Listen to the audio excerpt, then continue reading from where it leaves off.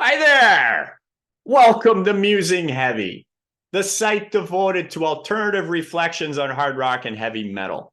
My name is Stephen Meyer, and you have found part 2 of my series based on an essay I put together called Sound Quality and Authenticity in Heavy Metal and Hard Rock, Implications and Controversies.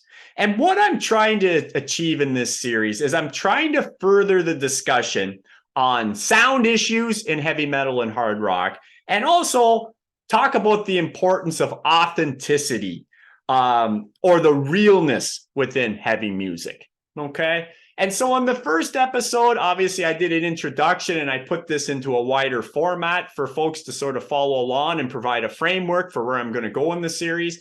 But also, before we can talk about authenticity issues and how sound and the production can vary within heavy metal and hard rock, we had to define that typically what does a good recording sound like in heavy metal and hard rock? What are some of its characteristics? Now, granted, a lot of this is subjective and it's in the ears of the beholder, but I think there are certain characteristics that are common to so-called good recordings in heavy metal and hard rock, at least in a conventional sense.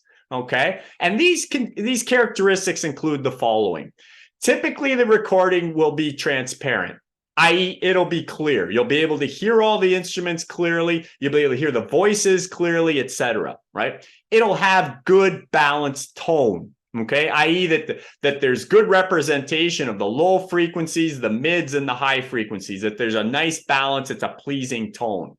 And also that there'll be well-developed soundstage, right? So if you're listening in stereo, whether you got two speakers or headphones or whatever, right, that the instruments are logically placed within your sound field, okay? And again, that they're not all compressed in one spot, but that they're spread out and you can hear them clearly, etc. Right? So all of those things are necessary usually for a good conventional recording. But also we should mention you don't want things to go too far, right? In heavy metal and hard rock, we typically don't appreciate if the production is too good or too pristine to the point where it sounds inhuman, right? So you can make things too pretty or round the edges too much in some cases, right? So you're looking for a balance there, okay?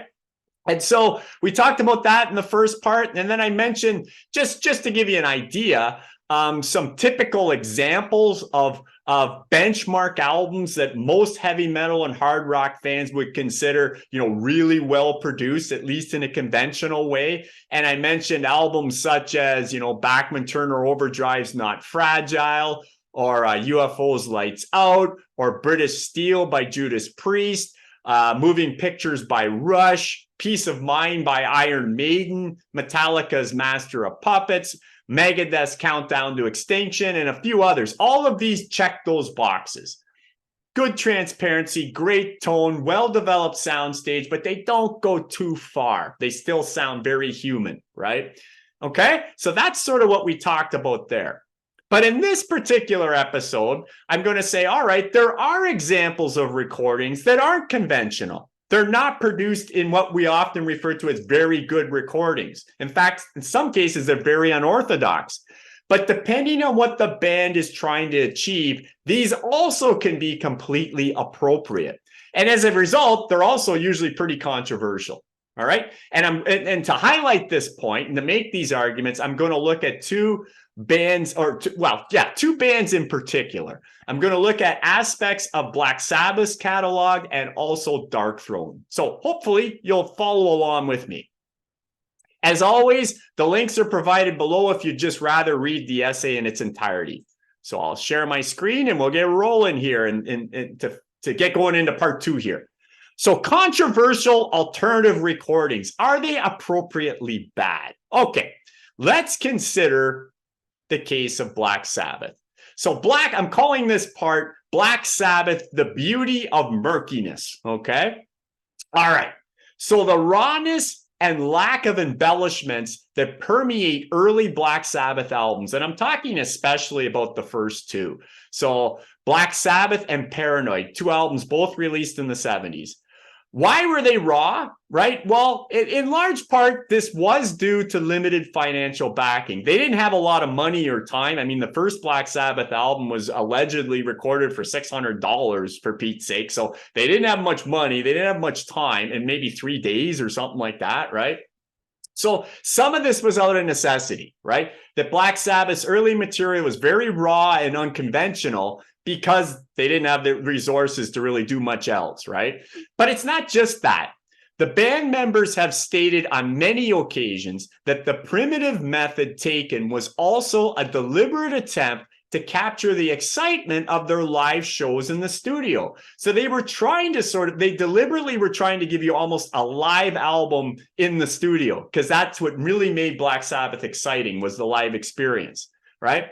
So along with the slightly more enhanced Master of Reality, which was the third album released in 1971, I personally still marvel at the intensity and heaviness of these albums. They weren't recorded in a conventional sense. They're very raw, very primitive, right? But again, the heaviness and the aggressiveness of these albums are still, I think, they still are relevant today. There's still bands out there that can't rival the heaviness that Sabbath achieved with those first 3 albums, right? And I would also argue, let's say Black Sabbath had a bigger budget and they could have, spent more time producing their albums in a more conventional sense. Say in line with what Pink Floyd was doing at the time, who embraced a lot of strong production approaches, or Jethro Tull, or what Yes was doing, or even what Deep Purple were doing, like their contemporaries in the 1970s.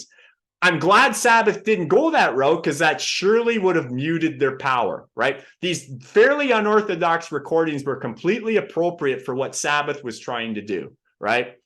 Okay. While remasters of these titles have been frequent, so we've seen lots of reissues of the first 3 Black Sabbath albums, right? Having said that, I personally know of no appreciable groundswell calling for remixes, right? It's not like people saying, I hate the way these albums sound. You got to do something with them, remix them, right, etc. I don't hear that about the first 3 Black Sabbath albums. Consensus appears to be that Sabbath's first 3 albums are completely appropriate in their unrefined form. So don't touch them. They're perfect the way they are, right? So there's not a lot of controversy there. There's lots of controversy on some of their future albums, though. The same cannot be said for some of their later offerings. For example, maybe the most famous example, Sabbath guitarist and overall catalyst Tony Iommi has been threatening to remix Born Again, their 1983 album, for like years, right? And recently he's been saying it again. Eventually, I think it's going to happen. And he's also been saying that he wants to remix Forbidden, their 1995 album, as well, for many years. And both Sabotage, the 1975 album, and Mob Rules, the 1981 album, are frequently centered out for their sludgy ambience. I haven't heard about people wanting to remix these. Well, I'm sure some fans want that, right? But almost everybody will say, they sound sludgy, they sound off. These are very weird recordings, right? Some people don't like them a lot because of that, right? Okay. In fairness, though, it's not that Black Sabbath always produces, unorthodox recordings, like, say, their first 3, or things like Born Again, right? They've got a lot of albums that are very conventional in production, really quite pristine, actually. Good examples would be the Heaven and Hell album of 1981. That's a very conventional sounding album, and it suits the style of music they're playing on that album anyway, so it does sound good, no question. The Eternal Idol of 1987. Dehumanizer of 1992, Ronnie James Dio comes back for that album. That's actually a fairly conventional recording, as is The Devil You Know, the last album that they did with Ronnie James Dio. Yes, technically the band's called Heaven and Hell, but for all intents and purposes, it's still Black Sabbath, really, right? These would all qualify as very conventional recordings. So it's not that Sabbath does this primitive or left of center recordings all the time. Lots of times they're quite conventional. And a couple other comments, too.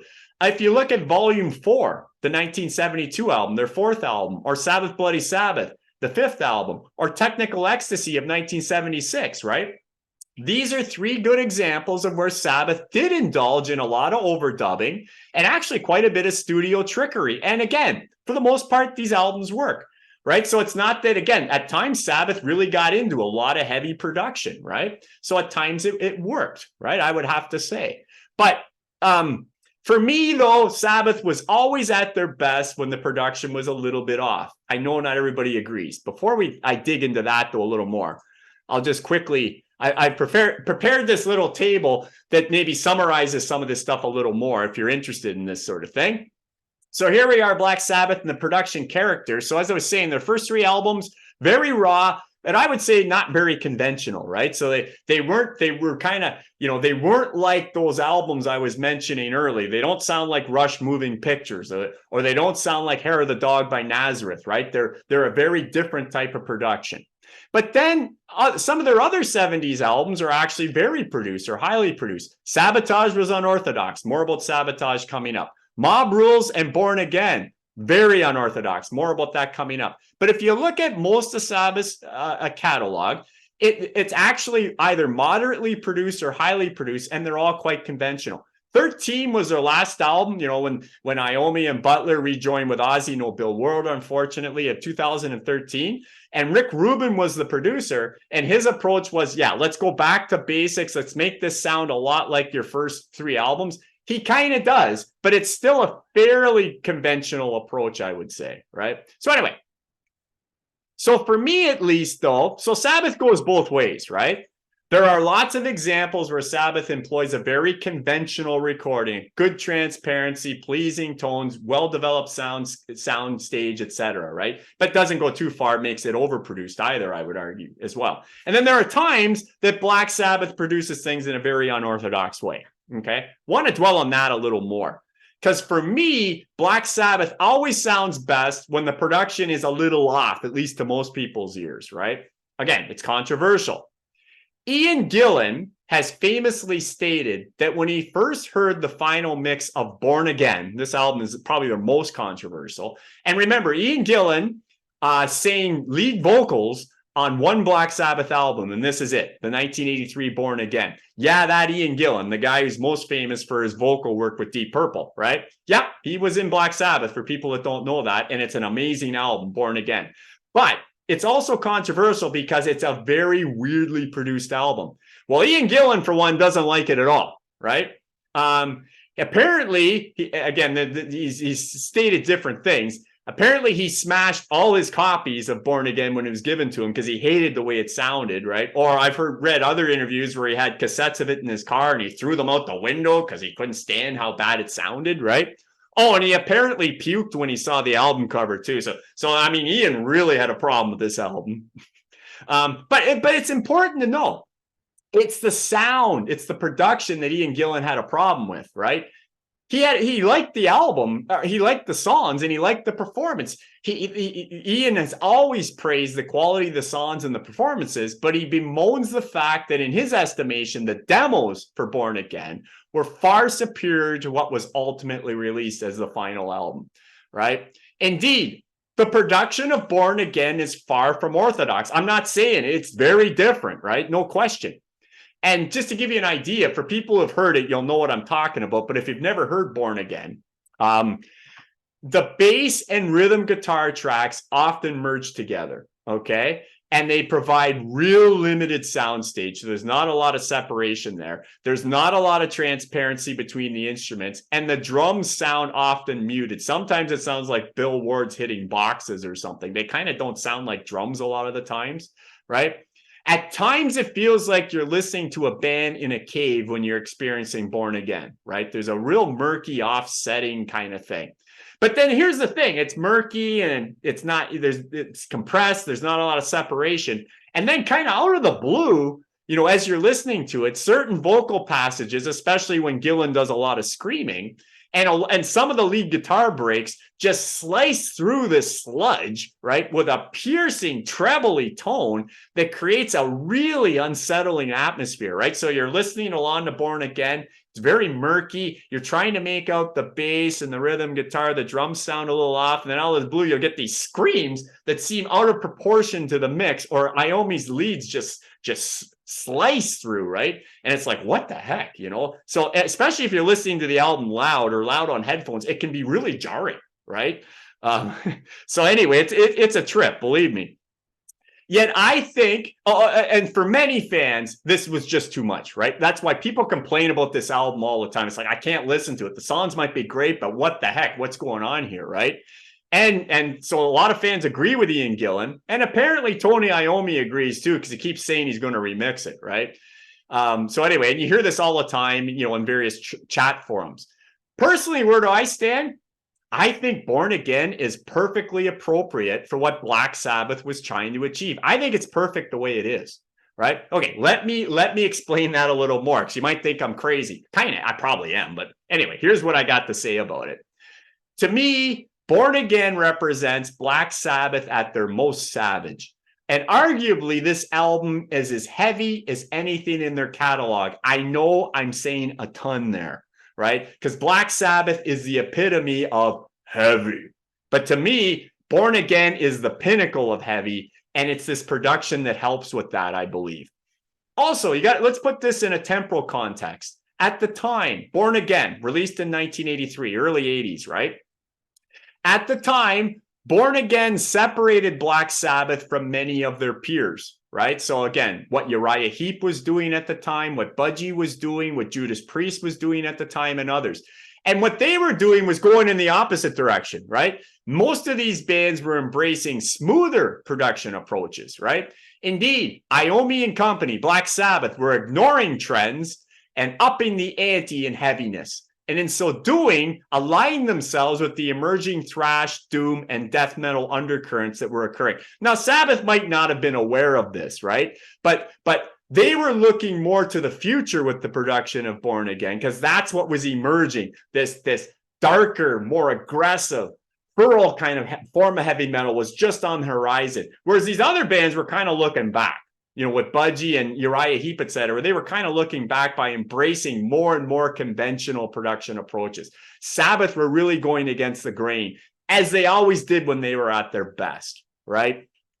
In a similar way, I consider Sabotage and Mob Rules to be masterworks, not only because of song quality and incredible performances, because that's, of course, happening here, but also due to the disquieting murkiness that just seems to get to the core of the Black Sabbath listening experience.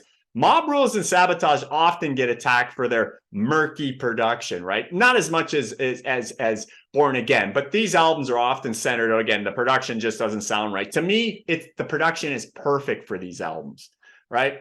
While many veteran and some upstart heavy bands were rounding their edges and courting the mainstream throughout the 1980s, primarily via smoother production approaches being more and more conventional, Sabbath reigned supreme anytime they pushed us into the muddy ditch. And those albums do it better than any. Those first three, things like Mob Rules, Sabotage, and indeed Born Again, don't touch them, they're perfect.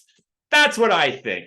What do you think? Anyway, let's move on to example 2 of where, again, unconventional production can be completely appropriate depending on the type of music we're talking about.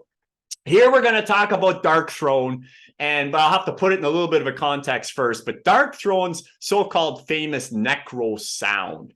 So there were numerous second-generation black metal artists that embraced the lo-fi anti-production aesthetic of the so-called necro sound. And Darkthrone is probably the best case in point. The necro sound's origin. So where did this come? So the necro sound, I'll explain it a little more in a second, but the necro sound is essentially making the production as primitive as possible, almost an underproduction. Some would say it's akin to listening to somebody who went to, say, a concert and bootlegged it with a cassette tape or something, right? It's deliberately underproducing, okay? So where did this necro sound come from? What was its origins? Because Darkthrone is a second-generation black metal band. Well, really, the origins of this underproduction approach really starts with first-generation black metal bands, and also, somewhat strangely, European thrash metal bands, all right? Not American thrash metal bands, so it doesn't really come with, say, Metallica or Slayer or Anthrax or Megadeth, not those bands, because they were embracing actually more conventional production as time went on. No, it came from the European thrash bands, right? But mostly the first generation black metal bands were the first to embrace this necro production. So again, good examples. So the compressed, fuzzy, furious, highly primitive recordings of Venom's Welcome to Hell of 1981. You cannot overstate the importance of early Venom to thrash metal, black metal, to necro production, to a million things, even if you can't listen to the early stuff because it's primitive with a capital P. I get that, but the importance of it as an influence is, indisputable. Another important sort of pioneer to the necro underproduction sound would have been anything Bathory did, especially early on. Hellhammer's Apocalyptic Raids of 1984, definitely an underproduction, really part of this emerging necro sound. And then Hellhammer morphs into Celtic Frost, and their early stuff also was incredibly underproduced.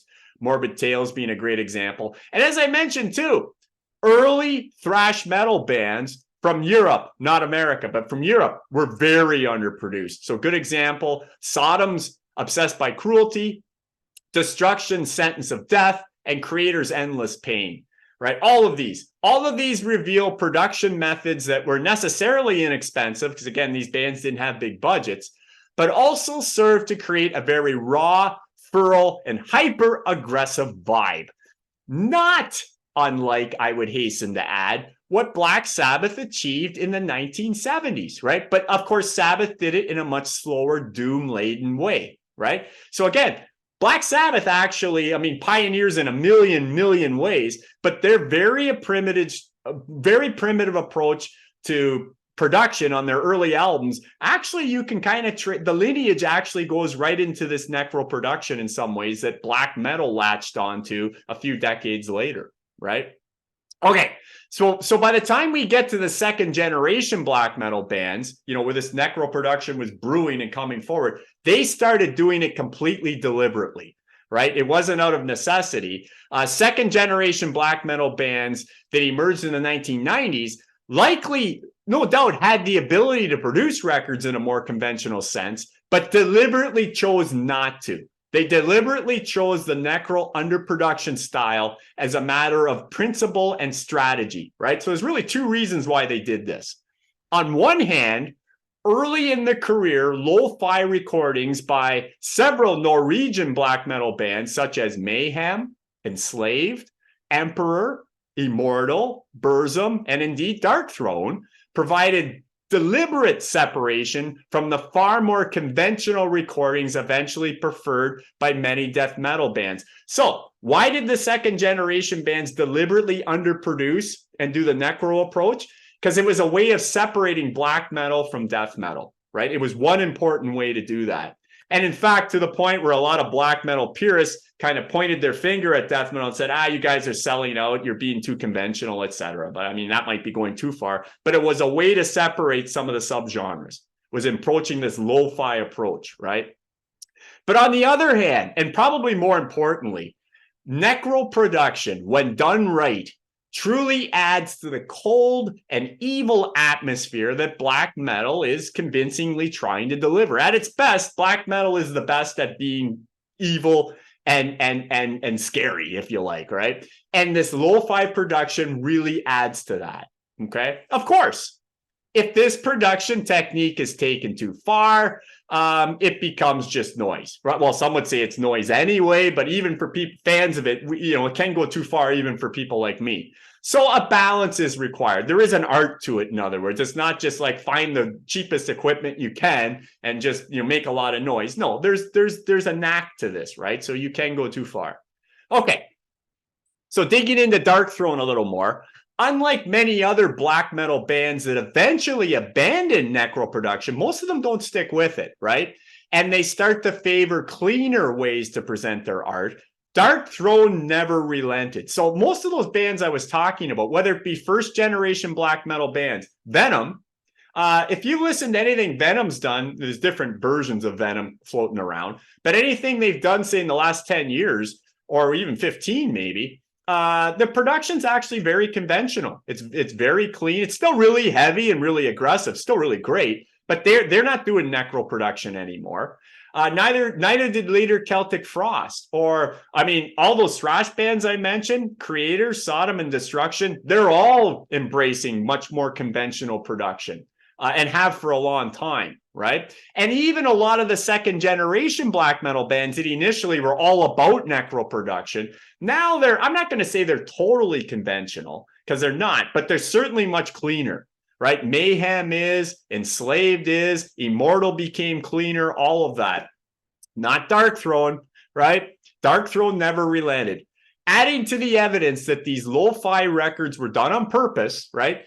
It is sort of ironic. Darkthrone's only release that features fairly orthodox production aesthetics is actually their first album, called Southside Journey, right? It's funny. If you would listen to Darkthrone's first album, it's basically death metal. It's not black metal at all. But it's actually produced quite well, right? You might think, okay, this is pretty clear. You know, this sounds like, you know, a good death metal band, whatever. And then they go right into the ditch after that, right? Once they found their calling, if you want to put it that way, the world was bombarded with a maximum dose of very unsettling buzzsaw necro vibrations. So Darkthrone's highly celebrated so-called unholy trinity of records, the next three, so A Blaze in the Northern Sky, Under a Funeral Moon, and Transylvania Hunger, amazing albums, the epitome of black metal in a lot of ways. It completely embraced this necro underproduction approach. And it was largely influenced, apparently, or well, there's a lot of evidence for it, directed by Euronymous of Mayhem and his earliest material, Mayhem's earliest material, Death Crush of 1987. Apparently, the guys from Darkthrone and Emperor used to hang out in the same shops, etc. And Euronymous was one of the key scene leaders, and he kind of pushed the band into that direction, saying, no, forget about death metal. You're overproducing. Embrace this underproduction. This is the way to go, right? And they embraced it, and they never stopped, right? Okay. Specifically, so the necro sound, or at least Darkthrone's version of it, that swarming guitars, blast beat drums, and distorted dry shrieks all deliberately occupy the mid ranges in the sound spectrum, right? So again, they're not trying to give you that nice balanced tone of, you know, nice basses, nice mids, nice peaks kind of thing, right? It's all kind of mid-rangey on purpose, right? And it leaves an almost complete absence of deeper bass tones and any dynamics into the higher frequencies. It's done on purpose. While slow, creepy intros and interludes do occur in Darkthrone's early music, the focus is squarely on blurred speed, okay?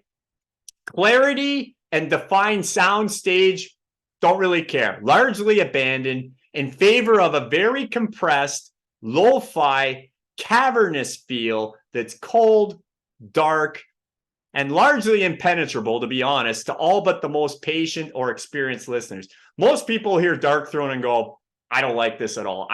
They might play well, etc., but this makes no sense to me whatsoever. It's too primitive, right? But for people who get it, there's no other way to experience it, really. Darkthrone has released a total of 20 studio albums, so they've been doing this a lot of time, and they're still active as of today. Their records never fail to be challenging, and although over time the band has become increasingly removed from their second generation black metal roots, they've slowed down a bit. Particularly, I'd say by the late 1990s, early 2000s, you know, Ravishing Grimness, somewhere around there, they've evolved into a sort of modern day Celtic Frost, while periodically incorporating touches of Venom's punk-like attitude. So I would say Darkthrone's now more like a first-generation black metal band than a second-generation black metal band. And I would say even recently, the last 10 albums, they've even brought in a little bit of death metal, right? So they are evolving. Regardless of how they're evolving, if you want to look at it that way, adherence to lo-fi production persists. They've never relented on the necro approach. While the instruments and voices have become somewhat clearer over time, in part due to the pullback on speed, I mean, that's really the reason, the consistently raw production approach remains. No album has ever been released that sounds overworked or anything close to polished. And for fans of this type of heavy metal, there's no other way to experience the mighty Darkthrone. So, real fast, here's their discography. And like I say, a whole lot of albums, right? Here's their first album where they're basically a death metal band. This way, if you don't like necro production, ironically, only their first album will be the only one that will even appeal to you, right? Here we are in the Unholy Trinity, right? Panzerfaust, Total Death, etc. Very similar style, completely textbook second generation black metal underproduction going on here, right? They start to morph into more of a first generation black metal. They slow down. It's creepier, slower, right? Longer songs too, bigger epics, you might say, right? They even incorporate a little bit of a punk sort of ethic, sort of around FOAD. The Cult is Alive, Circle the Wagons, a little punky, but all the way through, never abandoning this anti-production, which works perfectly for this band, I would maintain.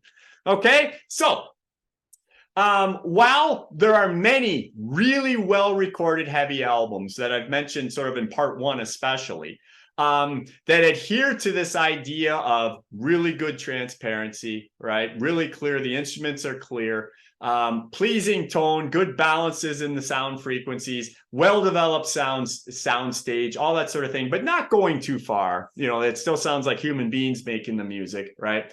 That can be perfect given the type of music that you're listening to, but there are examples of bands that can abandon that approach and giving the examples we looked at in this episode, what Black Sabbath has done periodically and what Darkthrone kind of does all the time. It can be completely appropriate. But in the next YouTube episode of this series, what I'm going to do is look at sort of the other side of the coin. There are examples of heavy bands that can take good production, if you like, pristine production, clarity and all that too far, and essentially round off the edges of what's supposed to be heavy, aggressive music. And I'm especially going to look at the example of AC/DC because I think there's examples in their catalog where the production goes too far. It's controversial because a lot of people don't agree with that because it also happens to be their biggest selling albums that I have the biggest issue with. So hope you'll check that out. And in the meantime, be well and stay heavy.